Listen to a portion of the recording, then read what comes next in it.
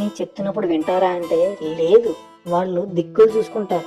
ఆదివారము వచ్చేసరికి నేను ఒక మూలన పడి ఉంటాను, నన్ను బయటికి తీసి అప్పటికప్పుడు శుభ్రం చేసుకుని అప్పుడు ఆదివారం ఆరాధనకి తీసుకుని వెళ్తారు. పోనీ వెళ్ళిన వాళ్ళు ఏమన్నా అక్కడ చెప్తున్నప్పుడు వీళ్ళు నన్ను తెరిచి నన్ను చూసి అర్థం చేసుకుంటారంటే లేదు, వాళ్ళు నన్ను తీసి పక్కన పెట్టి వాళ్ళు కళ్ళు తెరిచి కిటికీలో నుంచి బయటకు చూస్తారు, లేదంటే చర్చిలోకి ఎవరైనా వచ్చినప్పుడు వాళ్ళని చూస్తారు, ఇంకా లేదంటే కళ్ళు మూసుకుని నిద్రపోతారు అన్నమాట.